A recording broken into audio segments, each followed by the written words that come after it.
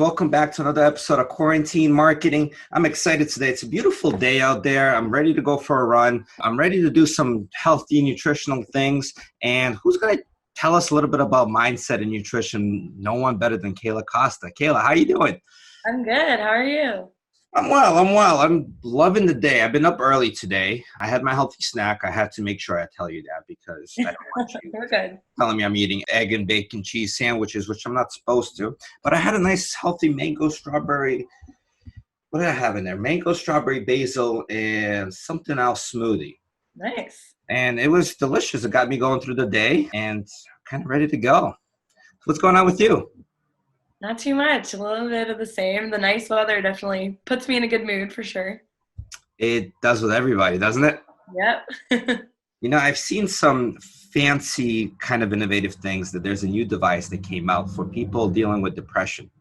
And it's a funny story to me because the way I was looking at the device, people dealing with depression is like, it's funny that you release a device in June when the sun comes out and everybody's happier and everybody's going to the beach and, kind of depression tends to go away. You even see it with some of your friends and family and acquaintances that you work with all the time and it tends to go away during the summer. Why don't they release it in the winter? I know, exactly. I would think that's some good advertising, but I feel like that's not a product that will work. Right. But we're not talking about depression today. We're talking about staying healthy, being nutritional, working out. How do people do it in a pandemic? I think people, especially fitness instructors, they had to adapt kind of quickly because we're so used to doing in-person classes and hands-on, that type of stuff. But obviously gyms closed and everyone has their routine. So I think fitness instructors went into planning mode and we jumped over to Zoom and Instagram Live and just any ways to stay connected with clients. And I think it was a quick adjustment because people like to keep their fitness routine. So I think a lot of people have been jumping on those Zooms and the Instagram Live. There's definitely been, it's all online now, but I think at first people were probably like, I don't know. And now I feel like people might love it. And especially I think adults get nervous to try new things because you're just scared of change and kind of being bad at something. But I feel like this is the perfect opportunity to try new classes. So kickboxing or bar or just anything you've been hesitant but didn't want to go into a group setting. So I think it's a good opportunity to try a new type of class because no one can see you. So I've definitely stressed that when I teach because I think people think Zoom and you're like, oh my God, I have to be on the screen. So I always tell people you can keep your camera on and then I can interact with you, or you can turn it off if you feel more comfortable and just do your thing. So I think it's definitely taken off and I could see it sticking around even when gyms open back up. I think virtual fitness could be a permanent thing. That's if they open even back up. I mean, we have so many new cases coming up. I'm kind of right. Yeah. I got a little message from Lifetime saying that my pool is opening, but the gym is not open, right? Yeah, right. Very strange. I see that. I'm like, all right, cool. I get to go to the pool. It's fun. But then you see all these cases coming up and you kind of get scared. It's like, all right, well, maybe I do have to adjust to that whole virtual training courses and things of that nature. How do I position my mindset to do that when I'm somebody that's used to going to the gym, lifting, not have to worry looking at an instructor all the time and having them look at me and my ugly face when I'm trying to run and do some push-ups? How do I transition my mindset to working out differently? Yeah, I mean, I think it's just kind of being open-minded to it and just knowing that the goal is to stay healthy, but also I feel like the hardest part of doing workout is starting. I've never done workout and afterwards I'm like, I regret that. That's never the case. It's always just kind of starting. So I think researching different options because there's different things for everybody. There's YouTube videos or there's Instagram videos that people do a short little video that you could write down or screen record and do later. So not necessarily live, but there's just so many options. So I think it's just being open-minded and just willing to try it because it's going to be different. And like I said, no one really likes change, but I think it's just taking that first step and trying it and then kind of trying different ways and seeing what sticks. It's kind of like people, they want that big result, right? They want the six pack. They want that nice chin, that nice body build, B cut and everything. But it's just like in business, you want the bigger picture. You want to make $2 million every single year. But you have to take certain steps, certain criteria to get there. You have to take those small steps. So with those small steps, how do you get yourself started? How did you, how do you motivate yourself? And what are some habits that you can introduce to some people that are lazy like me to start get started to working out and things of that nature? You know, what are some personal techniques that you're using to get you to that starting point to get to that bigger picture that you want to accomplish? Right. Yeah, going off of the bigger picture, I was definitely that type of person when I started. I was like, oh, I'm going to lose all this weight and I'm going to eat healthy all at once. And then that's like a recipe for failure, because it's like you have too much of an end goal and then you just kind of give up after a week. So I kind of shifted my mindset to coming up with smaller, maintainable goals and also like measurable. So I'd be like, okay, I'm going to eat, like, I'm going to cook for myself 3 times a week, or start small. And then once you achieve that result, kind of go from there. But I think just having an end goal of like, I'm just going to be healthier, then you have to make conscious decisions that are smaller to then reach that goal. So like I said, I'm going to cook 3 times a week. And like, I didn't go cold turkey with like a diet, because I think if you cut everything out, that's when the cravings come, and that's when you give up and eat like Your an body's entire not pizza. used to it. Essentially, your Right. body's not used to it. Yeah. So it has to be like a slow transition. But then I also think just having the small goals, it makes you excited, because when you reach one, you're like, oh, okay, like I can do this. And then you go to the next one rather than just having that end goal. So I think just slow baby steps to get there. And like, maybe if you're not a person that loves working out, start with 2 workouts a week, and or even start with like a walk. I never really walked before quarantine, and now, because I live in Brookline, so there's so many just cool little small streets. So I've started doing walks, and those definitely help. So I think it's just trying out different things and just starting small and working your way up to from there. Funny thing is, you talk about walks. I started hiking. Started hiking a Oh, lot more. I don't want to tell you the stories of my poison ivy. I learned really quickly of how to wear pants, things that are longer in the woods, not shorts. So, what do you see the future of fitness going in? Because I don't think gyms are going to open starting July. I really right. don't. I think with the boom of spikes that we have going on, you know, we had about another new 1,500 cases here just in the state of Massachusetts. Across country, it's essentially what happened in China, where it kind of slowed down because, you know, everybody was quarantined for a couple of months, and then Yeah. everybody decided to go back out. Well, we did exactly the same thing. The second things got lifted, phases started opening it up. We went back out, and cases started to boom up again. What do you see the future of fitness? Because I don't see gyms opening up anytime soon. Right. I mean, I think the like virtual fitness is going to continue to grow and grow. And I think more, like, I was one of the teachers, I didn't really start right away, because I was like, whoa, like, what is Zoom? Like, I didn't really know what was going on. And now, like, I think more and more fitness instructors are jumping on board, because it's just an opportunity. And like you said, there's gyms probably aren't opening anytime soon. And even if they do, there's going to be people that aren't ready to go there yet, because they're nervous, rightfully so. So I think that virtual options are here to stay. And I think people that have tried it that were like diehard gym people, and then they've switched to virtual, and they're like, oh, maybe I like this better. So I do think that even when gyms open, and that could be in the far future, a lot of people are going to stick to the virtual, just because it's easy. You don't have to drive anywhere. You can look like a scrub. That's like a big perk for me. I'm like, no one has to see me. So yeah, I think it's just going to keep expanding, and people are going to come up with new types of workouts and new ways to stay connected virtually. Yeah, I think it's going to just keep growing. Well, the fitness industry is so innovative. There's so many new techniques that I used to play professional rugby. And what I see people doing now is just unbelievable. Some of the movements, some of the techniques, some of the habits that they have to form. It's like, why didn't I do this before? You Yeah. would go out there, we'll make some runs, we'll do some strength and conditioning, do some suicides, hit each other, get into the game, drink beer. Now it's like a whole rehab process behind it, which is great because it's good for the muscles. You know, you're staying healthier. You're Yeah. not getting injured as much. There's certain type of eating habits you're supposed to have, certain foods you're supposed to be eating to making sure you're keeping up with your nutrition to stay healthy, to prevent injuries and things of that nature. It's so innovative, the whole fitness world. It's not just how you work out, what type of movements you do, the positioning, but there's so many things that come into play. It's so exciting. And I know you've been great with this virtual stuff. I mean, the reason how I found you is you're dancing, you're doing all these events, you're the instructor and trying to instruct everybody on how to do proper fitness, right? Yeah. And what caught my attention is you're doing a summer series because you understand, hey, we're not going back to the gyms anytime soon. Yeah. What is that whole summer series all about?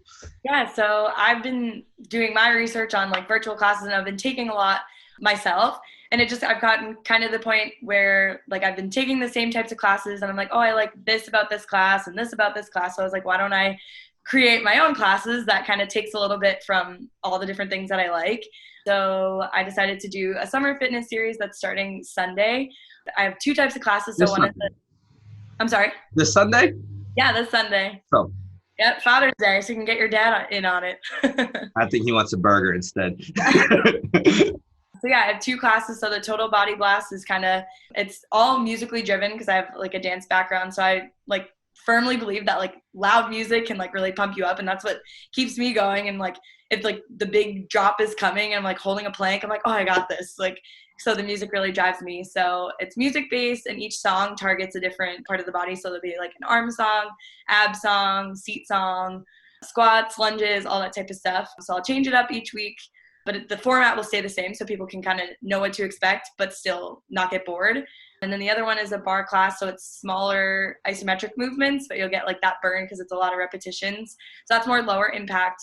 But the total body one is also, that one's higher impact, but I want my classes to be all inclusive. So I firmly believe that all classes should be for all abilities. So I always provide like modifications. So for jumping jacks, I have a non-jumping version for almost everything, because I believe people that don't want to jump should be able to get a good workout as well. So I think a lot of times like at gyms, they'd be like, oh, all abilities welcome. And then the newbies come and they kind of get left in the dust because the instructors tend to focus on like the crazy bodybuilder people. So I don't want that to be the case. So I want people to know that any levels can come, and I encourage them to come and try it and set small goals and get stronger if they keep coming all summer. And it's donation based only, because I know everyone's having tough times right now with the pandemic. And I know there's lots of expensive price tags on these virtual workouts. So I didn't want that to be the case either.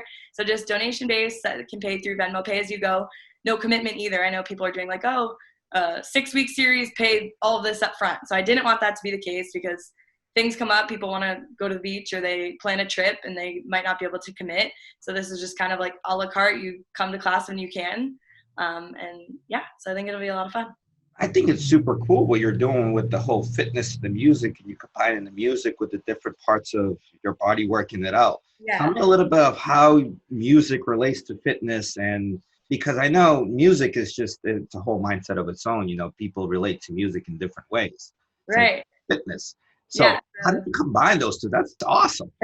Yeah, so I teach for the hour, but I spend so many other hours like creating playlists, and I usually use like pop songs and like upbeat like EDM type stuff, just to like, because that like bass in the background like really motivates you. But I also just think it's cool to like, it brings everybody together because you're all like squatting and stuff at the same time, because it goes right with the beat of the music. And then especially like if you are familiar with music, there's like, you got the verses and the chorus and stuff. So I really plan it to that. So like, especially songs people know, like as we're doing the squats, they're like, oh, like this part of the music's almost over. Like we probably don't have that many more to go. So I like really coordinate it with the music, and I know it pumps me up and it pumps a lot of other people up, and it just like working out with nothing. I feel like I just lose motivation really fast, but with the music behind me, it just like motivates me to keep going for sure. It's true. I mean, I love my country music. I only listen to country music unless I'm going to the gym. When I'm at the gym, I'm listening to house or dance music, something exactly that EDM, what you're talking about, that pumps you up, gets the blood flowing, gets you going. Because if I'm listening to country, I want to get out of the gym as soon as possible. Yeah, I'm the jacuzzi. Head to the beach. Exactly. But we talked about innovation in fitness. Obviously, everybody's going to all this virtual stuff. And trainers are positioning themselves to do this by themselves. You don't even need a fitness gym anymore. You know, you have all these trainers that are certified to do all these workouts and things of that nature. What are some of the trends that right now you're seeing in the fitness world, besides everybody going virtual? What is it that people are doing besides the virtual trainings? Yeah, I mean, I think, virtual classes are definitely huge because a lot of people need that like outside motivation of an instructor. But I think there's other ways that you can like get active without actually doing a workout, like the walks, hiking, swimming, biking. Like I've seen so many people out on bikes and stuff. So I think people are getting creative with how they're being active. And I've been telling my friends, like, if you don't necessarily have to do a workout class, I just say, try to do something active every single day, and that way you don't get bored. And sometimes people start to resent their workouts because you're like, oh, I really don't want to work out today. But if you shift your mindset to, I just need to move.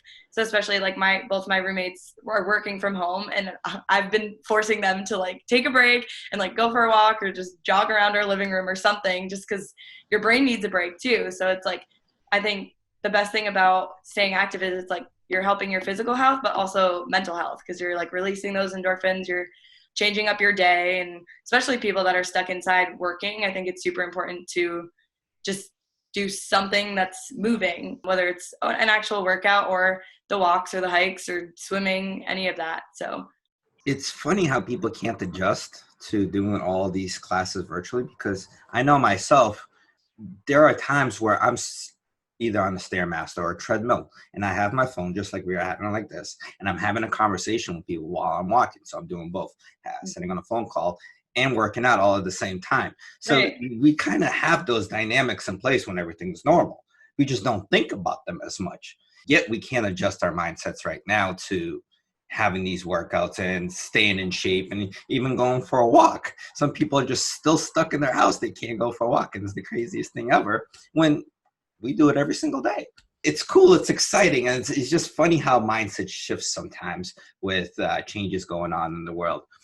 So Kayla, how can people find you? What can we do to find you? How can people jump into your summer series? How can they join you? How can they learn from you? You know, how can they get motivated by you? They can follow me on Instagram. So it's underscore and then just my name. So Kayla Costa. So that's my Instagram, and I'll be starting to post more like motivational workout type stuff now that I started my summer series. And then I have a whole info email that I can send to them if they're interested. So they could email me. I don't know if you can leave like the link I'll or take something. care of that for you. It's all below. Yeah, I'll take It's care all of it. going to be below. Okay, so yeah, email for sure, because I'll send out, my classes are over Zoom, so I can send the email. It lists the class descriptions again, and then it has the Zoom link and password. So the Zoom link is going to be the same each time, so you don't have to go hunting for a different one each class. So I know my mom, she has them just written down, the instructor she likes, and it's easy enough to just pop on those Zooms each week. So yeah, I'd say follow me on Instagram for sure. And then the email, I can give more info specifically about the class times and all that stuff. And it's going to be pretty consistent throughout the summer and I was telling people, if I do need to cancel for some reason, they'll get an email. You won't like show up on Zoom and be like, all right, where is she? So I'll definitely keep people informed. And yeah, I hope to build some bonds and make new friends throughout the At summer. least we get them to the workout. They might as well work out even if you're not there, right? I know, as well. Awesome. Well, guys, you also can find all this information down here below on our YouTube channel, all her Instagram, everything, the email, as well as how to subscribe to us and where to find this interview, guys. After you guys click out of here, make sure you join Kayla. Go see what she's doing. Her website is right below, and learn from her. Awesome. Kayla, good talking to you today. Yeah, thanks for having me. Awesome. Cool.